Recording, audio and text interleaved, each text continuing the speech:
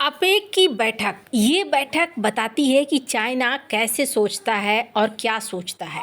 Donald Trump ने Xi Jinping से मुलाकात करी, मीठी मीठी बातें करी और सोचा कि खेल खत्म हो गया, लेकिन खेल यहाँ खत्म नहीं हुआ। इस अपेक बैठक में शी जिनपिंग ने एक ऐसी मांग करी जो मांग अमेरिका के लिए सबसे बड़ा खतरा है। अमेरिका को काउंटर करने का प्लान इस मीटिंग में बना लिया शी जिनपिंग ने, लेकिन इस चीज को भारत भी समझ रहा है। अब भारत ने $100 बिलियन का प्लान उतारा है अपने ही देश के अंदर। और कौन कौन से लोग हैं जो यहाँ पैसा लगा रहे हैं? $100 बिलियन लगाकर भारत के भविष्य के बारे में पहले से तैयारी किया जा रहा है। क्या आने वाले समय में भारत बहुत कुछ बदलने वाला है? जानेंगे जियोपॉलिटिक्स में क्या कुछ चल रहा है। हमेशा की तरह जानने को मिलेगा बहुत कुछ। आइए जानते हैं इन खबरों को विस्तार से। पिछली बार जब डोनाल्ड ट्रंप आए थे ना, और डोनाल्ड ट्रंप ने ट्रेड वॉर शुरू किया था चाइना के साथ, तो फिर कोरोना आ गया, महामारी फैल गई, फिर डोनाल्ड ट्रंप की गद्दी छीन गई। लेकिन चाइना को एक मौका मिला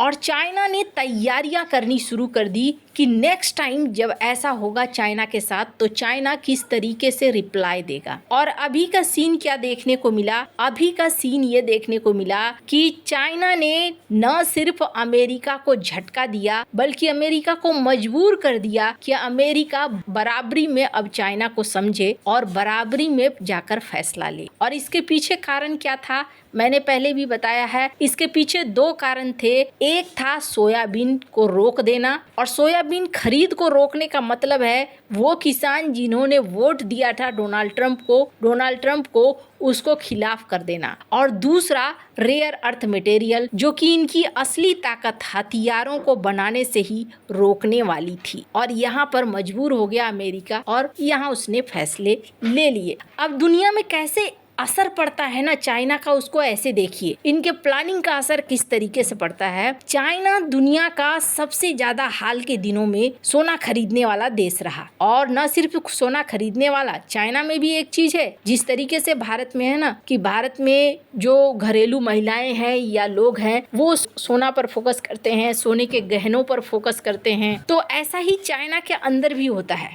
चाइना के अंदर ये सारा सीन चलता है कि ज्यादा से ज्यादा सोना खरीदो और अपने घर में सुरक्षित रखो। चाइनीज नागरिक भी यही चीज मानते हैं। अब ऐसे में चाइना की सरकार ने एक लंबे समय से एक छूट दे रखा था, और वो छूट क्या था? छूट ये था कि सोने की खुदरा बिक्री में आपको वैट नहीं लगेगा, कोई ज्यादा टैक्स वैक्स नहीं लगेगा। तो ये छूट था, तो आराम से लोग क्या करते थे? खुदरा खरीदा करते थे, गहने के रूप में, सिक्के के रूप में, और हर तरीके से ये धीरे धीरे चाइना के अंदर भी बिकता था और चाइना के बाहर भी बिकता था। संघाई गोल्ड एक्सचेंज के द्वारा भी ये बेचा जाता था। अभी चाइना ने क्या निर्णय लिया है, स्क्रीन पर आप आर्टिकल देख सकते हैं। चाइना ने कहा कि नहीं, अब जो हम वैट वाली छूट देते थे ना, अब वो छूट हम नहीं देंगे और अब आपको टैक्स देना पड़ेगा। अब इसका 2 असर पड़ सकता है। एक असर ये पड़ेगा कि कीमत हाई हो जाएगी खुदरा मूल्यों की भी, और दूसरा ये पड़ेगा कि अगर खरीदारी कम हो गई, जैसे चाइना जैसे देशों में अगर खरीदारी कम होती है तो क्या होता है कि सोने का दाम घटेगा।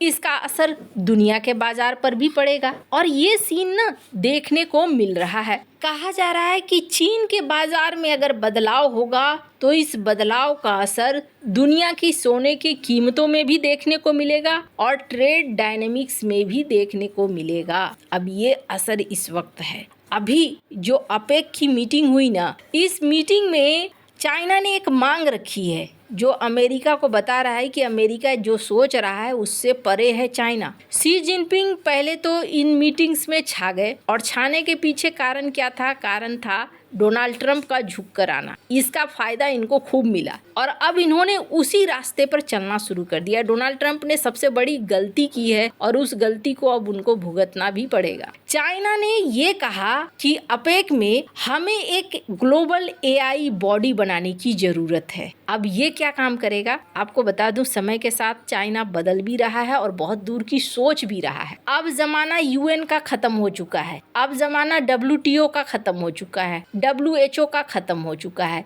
अमेरिका अब इन संस्थाओं के लिए बेकार होता जा रहा है और इन संस्थाओं पर कौन घुस रहा है? जिनपिंग घुस रहे हैं, चाइना घुस रहा है। यानी आने वाले समय में चाइना का हाथ इन संस्थाओं पर होगा। लेकिन ये भविष्य की सोच रहा है। भविष्य की क्या सोच रहा है? भविष्य की ये सोच रहा है कि आने वाला समय चाइना और पूरी दुनिया को साफ तौर पर दिख रहा है डिजिटल इकोनॉमी और डिजिटल वर्ल्ड का है। साथ ही साथ एआई की दुनिया होने वाली है। अब जब चाइना को एक चीज समझ में आ गया है कि ये एआई की दुनिया होने वाली है और दो लोग हैं इस वक्त टक्कर में हैं। अमेरिका पहले एआई में बहुत आगे निकल गया और उसे लगा कि हम ही अकेले हैं, लेकिन अचानक से डीप सीक लाकर चाइना ने अमेरिका को चौंका दिया। तो दो देश चाइना और अमेरिका रेस में काफी आगे हैं। अब चाइना चाह रहा है कि एक ग्लोबल एआई बॉडी हो जो सारी नियमों को देखे, क्या होना चाहिए क्या नहीं होना चाहिए। अब चाइना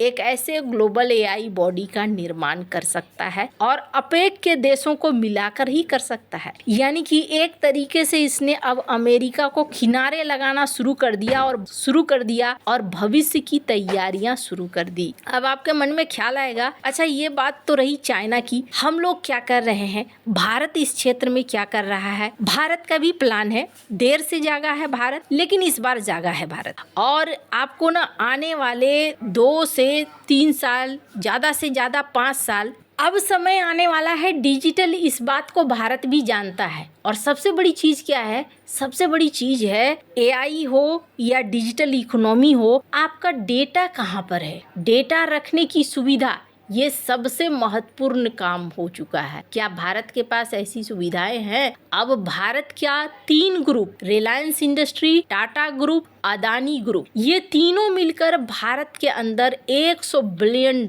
लगा रहे हैं। अमेरिका की गूगल भी इसमें पैसे लगा रही है $10 बिलियन का, लेकिन गूगल जहां $10 बिलियन मात्र लगा रही है, तो वहीं भारत के ये ग्रुप $100 बिलियन का निवेश करना चाहते हैं। अपने देश के अंदर डेटा सेंटर बना रहे हैं। रिलायंस इंडस्ट्री 3 गीगावाट का डेटा सेंटर बनाने की योजना पर काम कर रही है। टाटा ग्रुप 1 गीगावाट का और अदानी ग्रुप भी यहाँ पर बनाने जा रहा है डेटा सेंटर। ये पहला कदम है। सबसे पहली बात तो आपके पास डेटा सेंटर होना चाहिए ताकि आप कुछ बड़ा कर सकें। जैसे आप अगर YouTube जैसे प्लेटफॉर्म लाना चाह रहे हैं या Facebook जैसे प्लेटफॉर्म लाना चाह रहे हैं, तो डेटा सेंटर कहाँ पे होगा आपका? आपके पास क्या वो सुविधाएं हैं कि आप इस तरीके के बड़े व्यापक एप्लीकेशन को हैंडल कर सकें? एआई के क्षेत्र में कुछ बड़ा करना चाहते हैं तो क्या आपके पास सुविधाएं हैं? तो ऐसे में देखने को मिल रहा है अब $100 बिलियन का निवेश किया जा रहा है। भारत भी भविष्य के बारे में सोच रहा है। देर आए दुरुस्त आए वाली स्थिति है, लेकिन भारत को और तेजी से आगे बढ़ना पड़ेगा क्योंकि अब कंपटीशन बहुत ही ज्यादा टफ होने जा रहा है। वैसे भारत कोशिश तो कर रहा है,